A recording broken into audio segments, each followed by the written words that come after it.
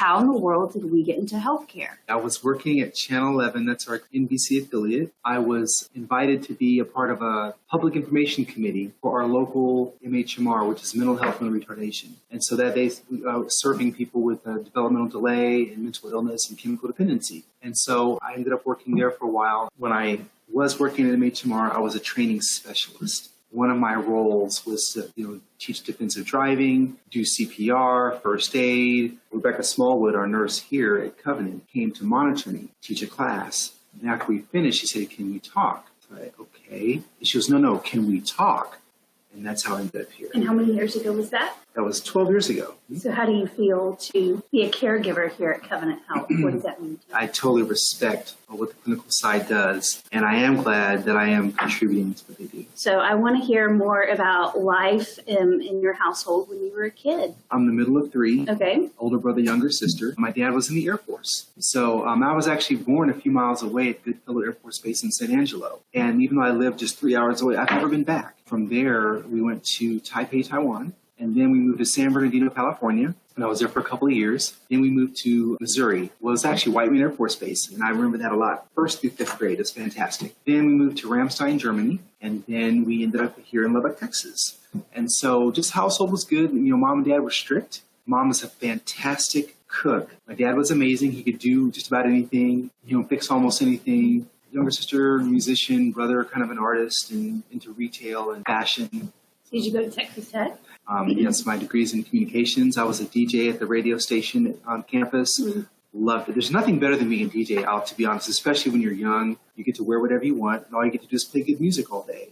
What better job, right? Is that a paying job? No, it was volunteer, which didn't bother me, but I was also the music director for a while, and that was a little part-time paying job for the station. And so somehow, with this communications degree, you became a meteorologist. Well, no, actually, I was just a weatherman. No, just not nothing. No. You were very legit. Well, I appreciate that. Let's see. To get there quickly, I was DJing for fun, and then I was also sacking groceries at the Air Force Base, and that was my moneymaker. But then my mom came up to me one day and said, "Why don't you get a real job?" Oh, okay. So I applied at 2 stations, and only one of them called. I started working behind the scenes, production, doing camera, and a little bit of weather graphics. So they needed a part-time weather person. And they said, "Hey, why don't you try it? You already know how to do the graphics." I'm like, "I have no interest in weather." A year later, they asked me again, "And why don't you just kind of give it a shot?" I was like, "No, that doesn't turn me on at all." And they said, "Oh, give it a shot." I said, "Okay, fine." So then I started doing mornings. And that's kind of how it got going as far as weather goes. So, Leonard, I want to know just about your character. You really never say no. You're always kind. You're always gracious. And I'll never forget this one time.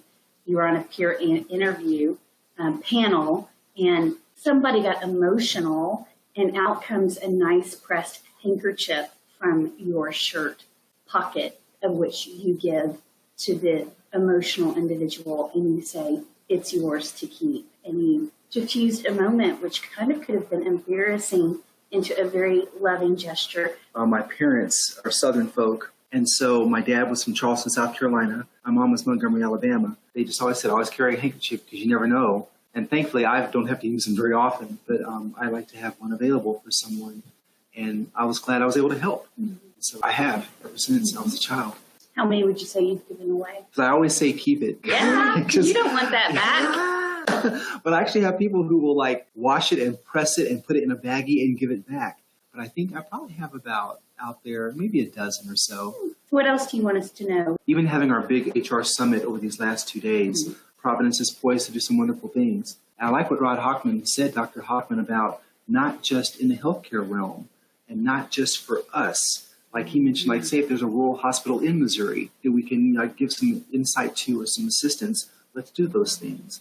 And then the partnerships we have with some of the really heavy hitters in industry. So, and again, not just healthcare. So I like our partnerships. And of course, locally, I love Covenant. I mean, you know that for a fact. So even in the broader scope, though, I think that we're poised to do some really good things. Maintain those things. And there should be joy in good health. It's not just healthcare, it's health. It's good to be on this journey with you, Leonard. It's always my pleasure, Cayce, always.